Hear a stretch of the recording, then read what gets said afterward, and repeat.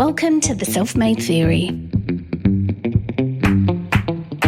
the podcast that's all about innovating, overcoming, and prospering.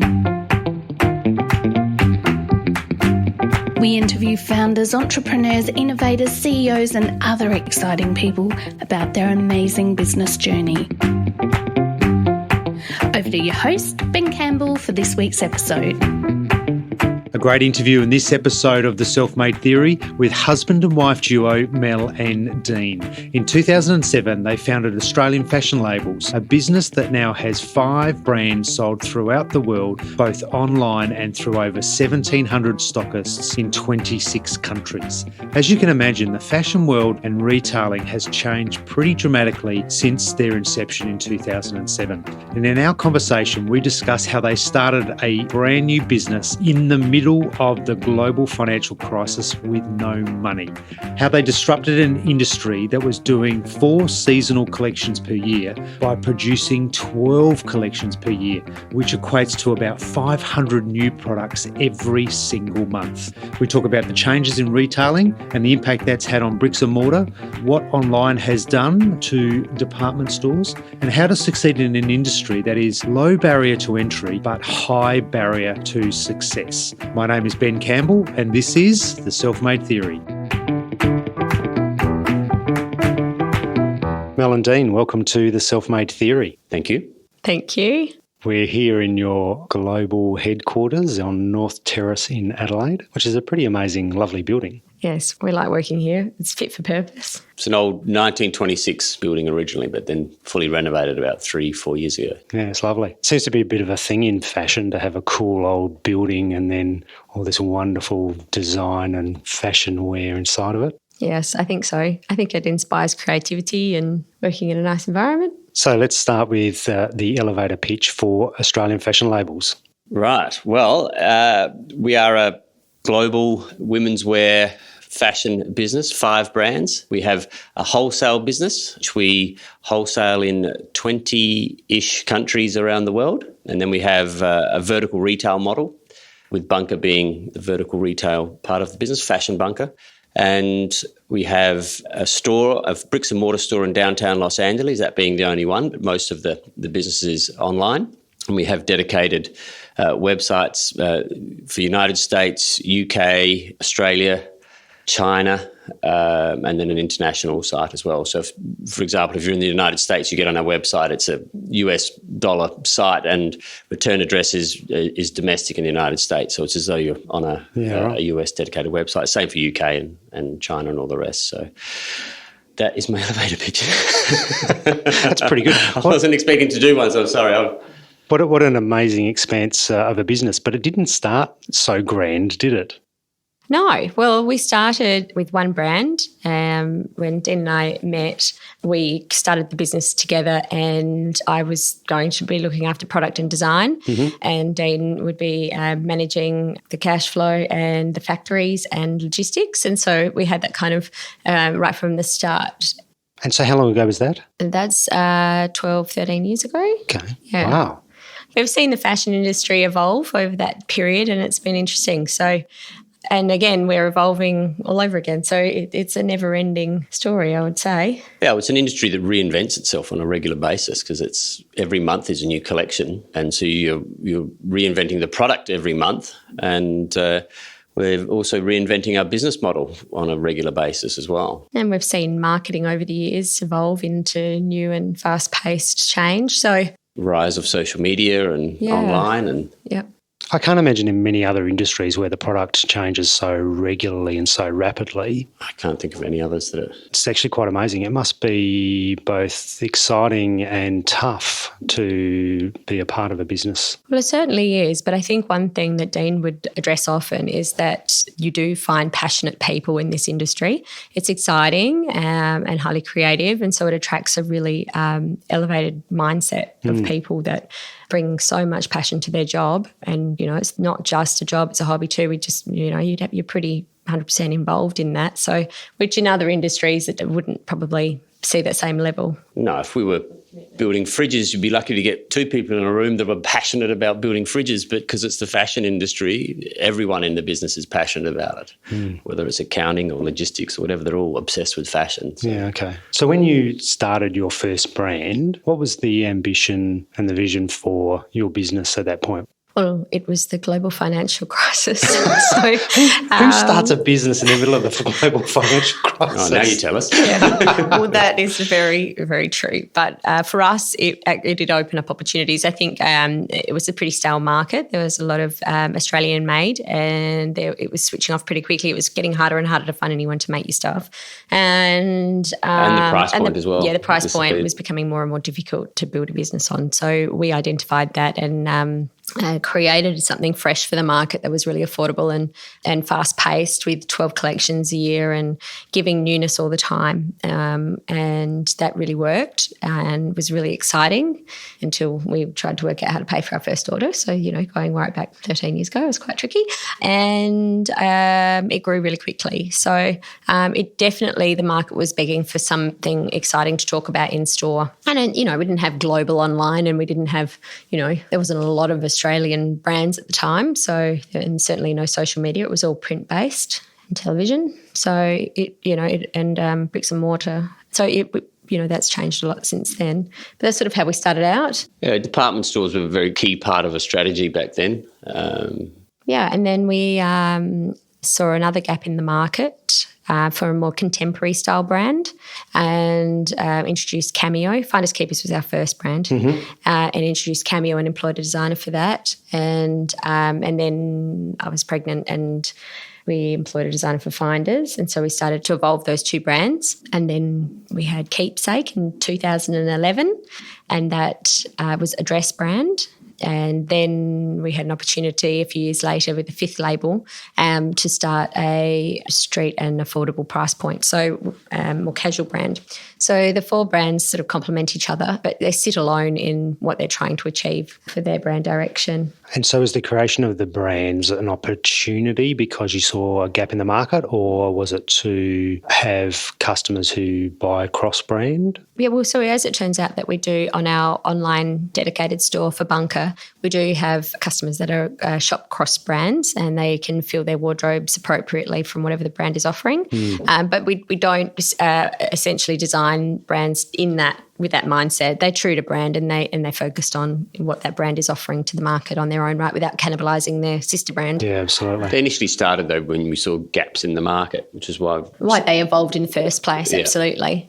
We also have Jagger footwear, which is completely a different product from garments. So then that's one of our fastest growing brands in the mix. So where did the idea for new brands come from? Who's the ideas person? Oh, yeah, okay. This is radio, Dean. Pointing a finger is not going to help. He's pointing at me. Can't you hear me pointing over that way? Because you've both got very complementary but different skill sets, don't you? Yeah, absolutely. So background for you, Mel?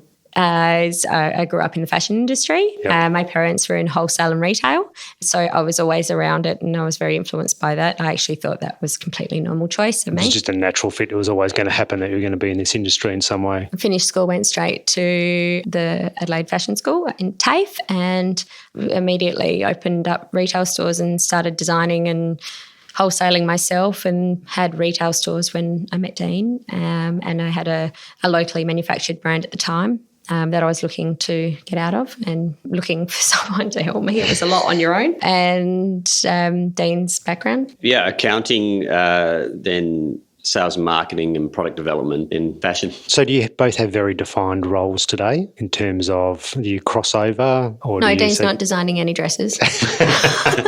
nor modelling. Much to the relief of everyone in the building. Mm-hmm. No, so very defined. Yeah, we're still in the same roles as when we started. So I'm managing director and Mel's creative director. Yep. And my side is very much the sales business side, and Mel's is. Mine's very focused on product. But we do cross over a bit on marketing and sales and things as well. Oh yeah, I guess that's true. Yeah, with marketing, sales, and business decisions, we work on all of that together. So when tough decisions need to be made and no one agrees, how does that happen? I don't know if it's happened yet. That's happened. Yeah. Are you serious? Family, people in business together? It's quite rare, I know. It is rare. There's not a lot of husband and wife teams that can work together. Although, to be honest, I'm finding, well, whether they work well together or not is another story. I can't really talk for them. But I have seen there's a lot more families that are in business together, more than I've ever noticed before. But I don't know. I think we're a good team. We've always managed, even through the highest of stress, we've always taken care of each other, I guess, and it's never been a problem. So let's fingers crossed it doesn't become one. Absolutely. let this podcast not be the start. Look what you've done. Yeah, no, we're a good team. So from the outside, I imagine most people would look at the fashion industry and go, that's amazing, I want to work there. How glamorous. What happens behind closed doors? I imagine the glamour is not. Oh, no, it's all glamour. No, it's not. Don't tell me that. That's not true. I'm sure of it. You know, I guess it's definitely evolved so quickly, and there's so much opinion, and actually it's never been such a busy space. So, you know, there's every day there's a new brand launching, and really, really good ones too. But I think it's easy to get into. Yeah, there's a very low barrier to entry. Putting a range together is quite cheap and easy, but there's a very high barrier to success in getting the right customers, having the right social strategy, sales, marketing, logistics problems and manufacturing problems, doing fitting. Websites, opening stores, all those sorts of things. So it's extremely expensive to be successful, but very easy to get into. And I've never seen so many new brands as what there are currently over the last couple of years. And there are literally thousands and thousands of new brands opening all the time. And it's, you know, all these fashion schools are churning out, you know, young girls that are potentially talented, and they're all putting ranges together and thinking, I can just do it myself. And they're all launching brands. I don't know if they're ever making any money, but there's certainly a very big proliferation of brands at the moment, which is all, you know, it's diluting the sales that are there. Everyone's chipping away at the market. I think in a lot of industries it's much easier to start up now than it's ever been. Digitisation, easy to get global reach, etc. Now compared to previously. What's the difference between all of the brands that launch and the ones that are successful? Because I imagine there's, you know, if there's 1,000 new brands, not 1,000 survive. What's the difference between the ones that survive? Lots and lots of marketing dollars seems to be helpful. Yeah, I mean, it's a very long list. Having the right factory, having the right price, having the right customers, the right sales channels, having the right distribution, the right fittings manager, the right social strategies, the right influencers wearing your product, and getting it into the right retailers. There's so many different aspects to getting it right. And you know, there's a lot of influencers now that will have 50,000 followers or 100,000 followers who think I can launch a brand. And I don't know if that strategy is going to work or not yet, but that seems to be the latest trend as well. So, is influencers part of your strategy? Yeah, absolutely. Yeah. I think for anyone in fashion, the influencer is the quickest route to market. There are plenty of other people reporting on different kind of probably stepping back and trying more old school type of marketing. Probably they've capped their kind of dollars they're prepared to put into social marketing, and they're looking for other avenues because, you know, it doesn't necessarily, once you peak it at that point, then, you know, you're just shoving more money at it, but not necessarily is that the right... get diminishing returns. Yeah, and it's not telling an authentic story either. You're just buying your marketing. So I think there's a lot of what we're talking about also is how to have more of a balance on that. But, I mean, it works. If it works, you should still do it, right? So when you're looking at potential influencers or brand champions for you, do you align their person, their personality, what they believe in, their core values, etc. to yours? Is that important? There is most certainly a trend in choosing a more intelligent partner in that respect, that whether they're like a business leader or someone that's a writer or an artist or someone that's not just, I look hot in this kind of conversation. That's a big player on the table in our conversations, and sort of working more along the lines of that. Also having a global reach is also looking for those influencers that have got a good grip on the global market. They're hard to find too. But when you find them, and professional and understanding design and the lead times on that sort of thing, you know. So there are some good ones out there, and then there's some that are up and coming. So why women's only fashion? Why not do men's ranges as well? We did try menswear. We did try it for a little while, but it's a completely different market, and we don't have a creative director for menswear.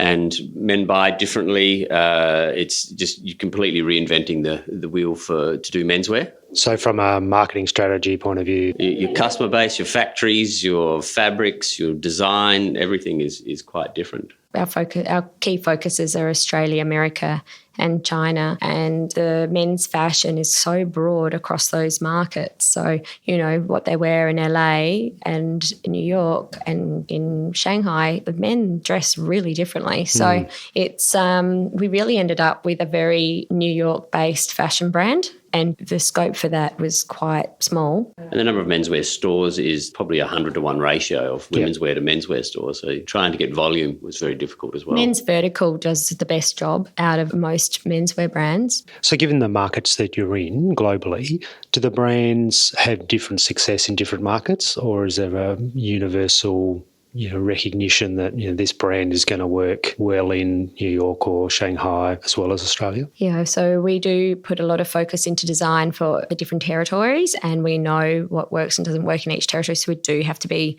quite broad in the offerings to be able to please everybody. Yeah, absolutely. We spend a lot of time on data to build that. Talk to me about selling into China, because most people, when they think fashion, they think buying from China rather than selling into China. How long have you been selling into China for? Well, we do both. We source from China, and then we opened our China office 5 years ago. 5-6 years ago? Yeah, about that. And we're one of the very first to do that. Yeah. Was that an easy thing to do? No.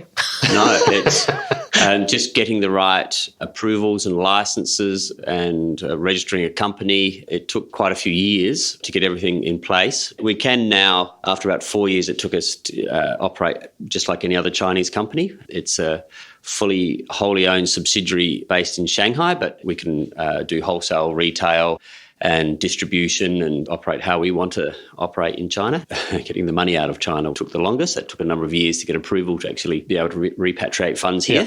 But that's all in place now, so it's working quite well. It's a big effort to go to. The market must be significant for you to have both that time and money investment to do that. Yeah, we took a very slowly approach to launching in China. You read and hear a lot of horror stories about brand, and especially in our industry, ASOS and all sorts of people have really big gone players. in a number of times, spent hundreds of millions and then, closed down over there. So we did a very slow, careful approach, and it is growing, and it's growing every year. So it's not the biggest part of our business yet, but it certainly is growing. And we've got a Tmall site now for one of our brands, and we'll eventually launch a domestic Tmall. So we sell domestically on Tmall there. Most international brands will have a Tmall international site and do cross-border deliveries from outside of China into China, whereas we have a domestic Tmall site just like any other Chinese business, and we deliver domestically for our Tmall sales. We also have a website, Chinese website in Mandarin. We deliver from Hong Kong into the Chinese market. But certainly Tmall is a big part of our strategy for China. And where's your biggest market today? The US. United States, yeah. Yeah. Is that by a long way? Yeah. Yeah, that would be about 40% of our business is the United States. Yeah, right. Wow. So tell me about the size of the organisation today. How many people do you have working across all countries? We've got about 90. Okay. Yeah, about 90 people. With the way we've changed our business, that's probably about the right size. Yeah, we have an office in Los Angeles, which does sales support and distribution and manages the retail store. Marketing. PR and marketing as well. And then we have a similar arrangement in China and Shanghai, and showrooms in across the US, New York, LA, Dallas and Atlanta, and then Guangzhou and Shanghai in China. And then we have a Melbourne office which does sales, manages the sales for Australia.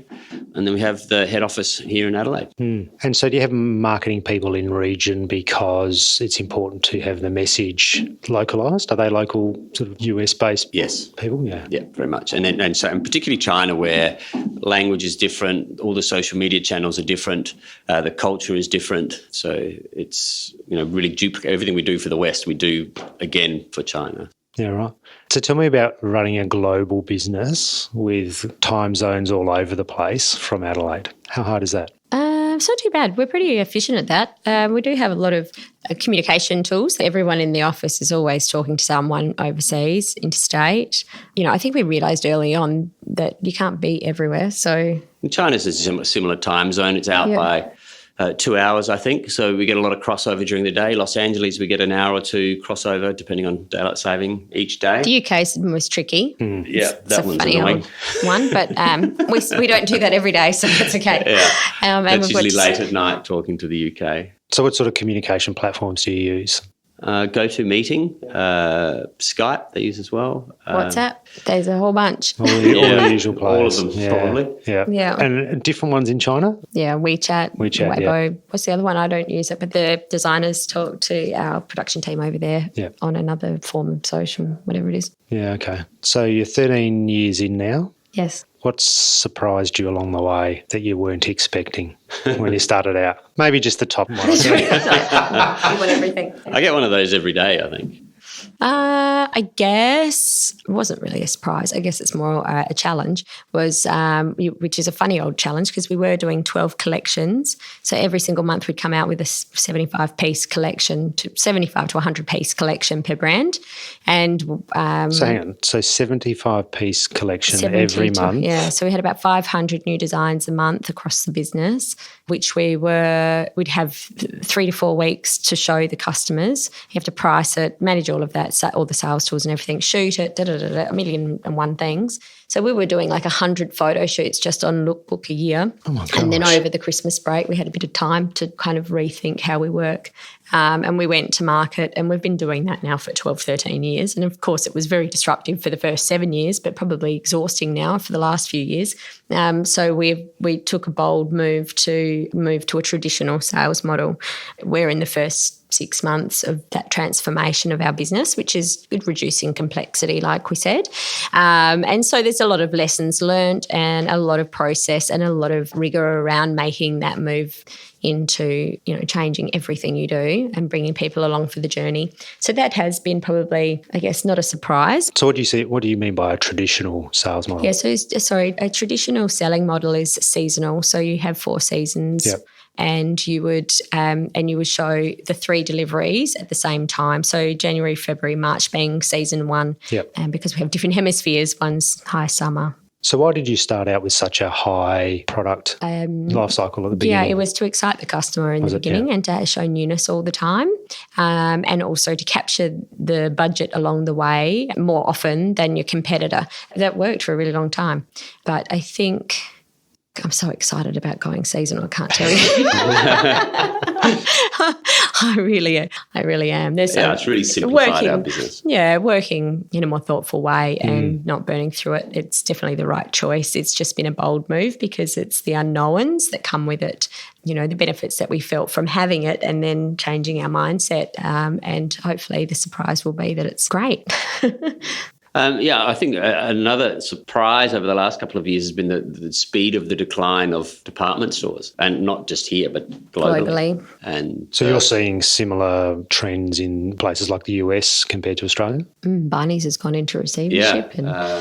Particularly the US. I mean, it's been a rapid change over the last few years for that market. And what do you think's driving that? What's driving that on the consumer side? I mean, everyone will say online, but I assume there are other... That's because it's online. Is that the main reason? You get a better experience going direct to a brand today than 5-10 years ago. You'd go into a department store and you'd get a great cross-section of all these brands and it'd be a reasonable brand experience, whereas now brands are opening up their own flagship stores and they're having a far better experience if you go in there than the little tiny snapshot you see in a department store. And, you go into a department store and you might struggle to find someone to serve you and their product knowledge is not as good, whereas now you can get onto the brand's website and get some great information, or you can go into their flagship store and have a great experience. You said you've got your own store in LA? Yes, Fashion Bunker, or BNKR is... as others will know it. Yeah. Is there an expansion strategy around taking others of your brands to bricks and mortar? It's a bit of an unknown at the moment. We have had more bricks and mortar stores in the past, which we've closed in Australia, and really just we're all about simplifying the business, growing our own online as well as growing our wholesale, and just waiting to see how the bricks and mortar pan out over the next few years. And it's a lot of people closing down bricks and mortar. There's still a lot of people opening ones as well, but it's in a state of flux at the moment. So I'd be reluctant to commit to. Yeah, I think there's definitely, the small footprint in store, and also the seasonal pop-up I've seen as a trend as well. So opening in those busy summer times where people are out looking and shopping, I'm seeing more and more of that as well. So we're just sort of watching what's happening in the market with the bricks and mortar, and definitely our Cameo and Keepsake brands do probably resonate in a small footprint boutique models, flagships type situation. But I would say that something like Finders Keepers is definitely a digital girl player. Like, she shops online, no problem at all, knows it's going to fit her, understands her look, and that's the right place. It doesn't need the bricks and mortar. Yep. But, the fabrications and the extra trims and the details and the finishes of the other two more elevated brands, I think the customer likes to shop in store for that. So I think that's probably the difference. What's the toughest thing you've had to deal with in business so far? Well, I guess cash flow probably. Yeah. We started the business, we were both divorced and broke when we got together, and then so hang on. Not from each other. Hang on, let me get this straight. Separately. Divorce, broke in a recession. Yeah. Global financial crisis. So we sold our cars. You've done it remarkably well. Well done. Sold our cars, took out some credit cards, and sold whatever we could find to fund the business, and we've self-funded all the way through. So it's so that's been highly challenging. There's always challenges around that, but also highly rewarding. There seems to be a bit of a celebration in entrepreneurism these days that everybody celebrates the money they raise from an equity raising. People forget to celebrate making money and cash flow, which are the kings of business. When you started, was that the strategy? Flog everything off, get as much money to start the business, or did you have to do that along the way as cash flow I had to do dictated? that along the way. Yeah, we've had to do that several times along the way as the business has grown. There was a few years there in particular where it was growing very rapidly. You get the excitement from getting big orders, but then the realisation of having to fund it. And, there's been some of those moments where we get very excited about, some great months of sales, and then we're like, oh, God, how are we going to make that happen? So, but it's been fun along the way as well. What excites you about the future, other than going to seasonal instead of new collections every month? Yeah, that is, for me right now, that is the exciting part, because it's so new and it's winning good results. So I guess that's the excitement for us at the moment, is to see that. I guess we get excited about our marketing strategies and the things that we're working on within the business. Yeah, seeing it on influencers or celebrities, or still get excited about things like that, and having great product in the market that people get excited about, and sales. Winning good sales with good customers. Yeah. I've read a bit about your focus on corporate social responsibility. Can you talk to me about that? Because that seems to be a growing trend inside of fashion. Yeah, our staff are also driving. Are they? They're driving a lot, and they're really passionate about it. So, Great. It's definitely a focus in all our meetings. We're talking about what we can do better, and we're moving all of our ticketing over into being recycled, and the way we manage our own internal.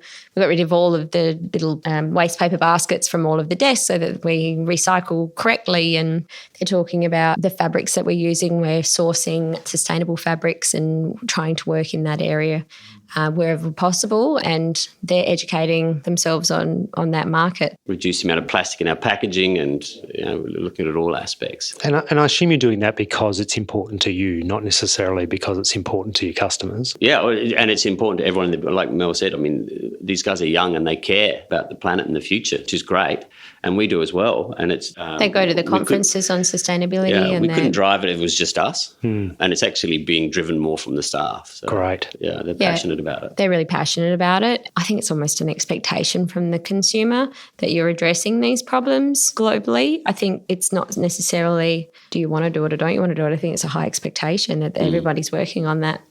So what does Australian fashion labels look like in 2 years' time? Yeah, I think we'd have some strong brand stories to tell. I think we'll be able to talk to the customer individually on our brands through the websites. I think we'll be talking very strongly about the products that we're driving, with less products, not more. Yeah, I think it's a lot more of the same, I guess. We're just doing what we do better. Better, yeah. Yeah. And what about geographical expansion? Are you happy with your current geography and footprint? Yeah. Yeah. There's still opportunity in We don't have great coverage in Europe yet. We've got good coverage in the UK, but not the rest of Europe. Still a lot of opportunities there. But we want to grow China a lot more, the US more, and even the Australian market. We want to grow that more. And that's really the key focus is US, China and Australia for the near future, with a little bit of a focus more on Europe. No, just scratching the surface in US and China. So there's a long way to go there. Exciting times. Congratulations on building such an exciting business with such geographical reach in what really is a very tough industry to work. Thank you. Yeah, well done.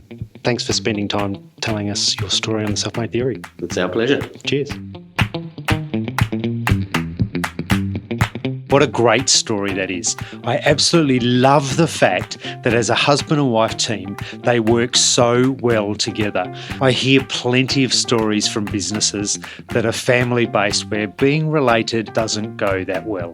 If you're an entrepreneur or business leader and are faced with the challenges in your startup, scale-up or your established business that you're just not sure how to solve for today, then contact us to discuss how our executive coaching and advisory practice can help you.